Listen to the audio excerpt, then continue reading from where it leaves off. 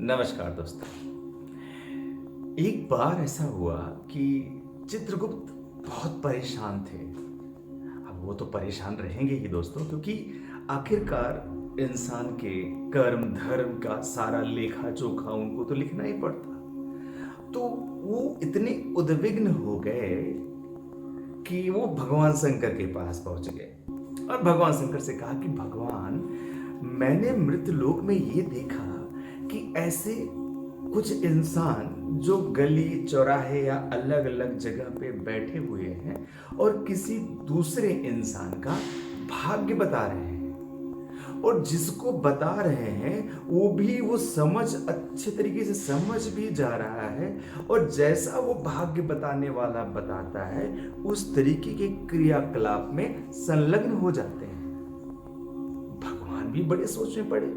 भगवान ने कहा, चित्रगुप्त, जहां तक मुझे याद है ये इंसान का जो किस्मत है, जो भविष्य है, इसका जो एल्गोरिदम है, इतना ज्यादा कॉम्प्लिकेटेड था कि किसी इंसान के बस में तो नहीं था कि वो कुछ बता पाए। लेकिन फिर भी ऐसा कुछ हो रहा है तो क्या पता किसी ने उस एल्गोरिदम को क्रैक कर लिया हो या उसको वो जानकारी मिल गई हो जिसकी वजह से वो दूसरों का भाग्य बता पा रहा है।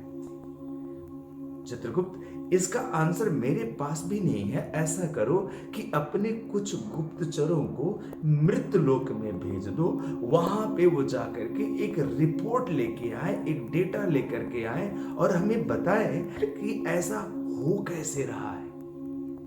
चित्रगुप्त प्रश्न लेके आए थे और प्रश्न लेके वापस आ गए।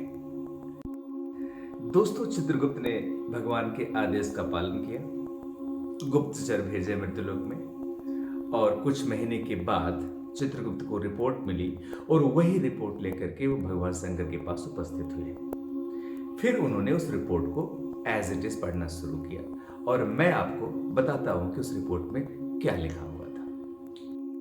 रिपोर्ट में यह था कि मानव समाज को एक पुस्तक दी गई, एक ज्ञान दिया गया जिसको हम ज्योतिष शास्त्र कहते हैं। शुरू के मानव इस विद्या में काफी पारंगत थे।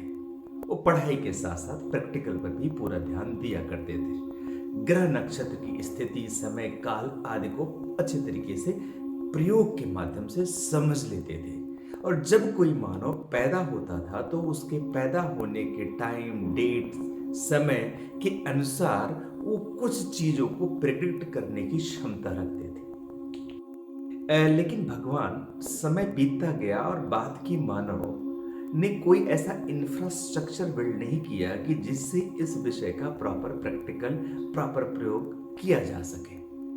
धीरे धीरे अन्य जो मानव पैदा हुए उन्होंने इस विषय को, इस चीज को सिर्फ एक जीविका का साधन बना लिया। वो दूसरे मानव को रिझाने, बुझाने, बताने के लिए उनके भविष्य उनको बताने लग गए। और अगर किसी का भविष्य अच्छा नहीं है तो फिर उस भविष्य को अच्छे बनाने के लिए, सही करने के लिए तरकीबें बताने लगे। वो तरकीबें बिना सिर पैर की हुआ करती थी, लेकिन मानव को भविष्य सुधारना था तो उस तरकीब को वो मानते चले गए। ऐसे ही भगवान, समय बीतता गया और आज का मानव ऐसा हो गया कि उनको ज्योतिष का कोई नॉलेज नहीं है, कोई ज्ञान नहीं है, फिर भी उन मनुष्य को वो भविष्य बताते ही जा रहे हैं। जो बताने वाला है भगवान वो भी ना समझ है, जो सुनने वाला है भगवान वो भी ना समझ है। तो कोई दिक्कत ही नहीं है। जब दो ना समझ सुन रहे हैं, बात कर रहे हैं, तो किसी तीसरे को कोई प्रॉब्लम हो ही नहीं सकती। ऐसा कह करके चित्रगुप्त ने रिपोर्ट पढ़ना बंद कर दिया। आपको चिंता है अपने भविष्य की।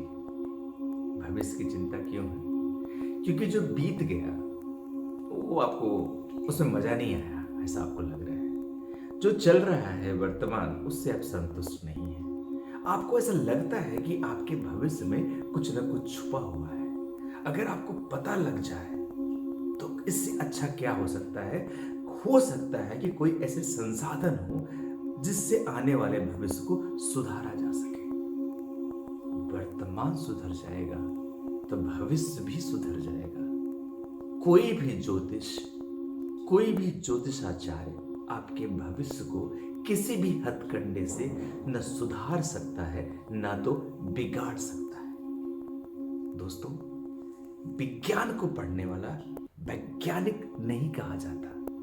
उसके कुछ प्रैक्टिकल्स होते हैं, कुछ खोजें होती हैं, कुछ उसके लिए इंफ्रास्ट्रक्चर होता है, कुछ आप करते हैं तब आप वैज्ञानिक कहलाते हैं।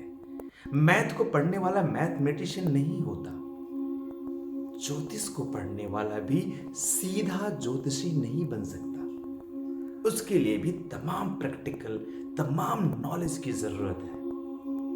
हर आदमी जो आपको कहीं पर बैठा हुआ दिखाई पड़े और आपको लगता है कि आपका भविष्य बता सकता है, भगवान ने इतना आसान एल्गोरिदम आपके लिए नहीं बनाया हुआ है कि घर बैठे कोई भी उसको क्रैक कर सकता है।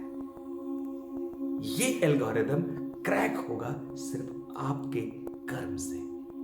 अगर आपका कर्म अच्छा है तो आपका भविष्य अपने आप ही सुनहरा होगा, अच्छा होगा। वर्तमान को अच्छा करिए तो भविष्य अच्छा हो जाएगा। किसी भी बहकावे में मत पड़िए। कितनी प्रॉब्लम पैदा करते हैं ये ज्योतिषी।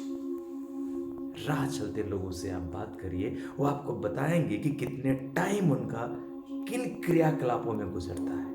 कोई कुत्ते को रोटी खिला रहा है, कोई गाय को रोटी खिला रहा है, कोई पेड़ पे पानी डाल रहा है, कोई क्या क्या अलग अलग तरकीबें हैं। ये स्वेच्छा से नहीं हो रही है। अगर ये स्वेच्छा से हो तो कोई दोष नहीं है। गाय को खाना खिलाना, कुत्ते को पानी पिलाना, किसी भी जानवर को कुछ भी देना पाप नहीं है। लेकिन ये स्वेच्छा से हो तो आपको बताया गया आप ऐसा करेंगे तो आपके साथ अच्छा होगा। अब यहां पे लालच है। अब आप लालच के वशीभूत होकर के गौ माता को रोटी खिलाने जा रहे हैं। इसलिए नहीं खिलाने जा रहे हैं कि गौ माता को रोटी खिलाना आपका धर्म है। आप इसलिए खिलाने जा रहे हैं क्योंकि आने वाले समय में इसका फल आपको मिलेगा, आपका भविष्य अच्छा हो जाएगा। ये है सुपरस्टिशंस। इसको सुधारिए।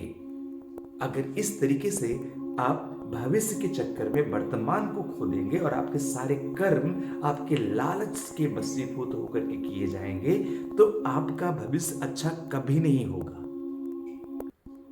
इस चैनल को शेयर करिए, लाइक करिए, सब्सक्राइब करिए। आगे की चर्चा हम जारी रखेंगे। तब तक के लिए नमस्कार।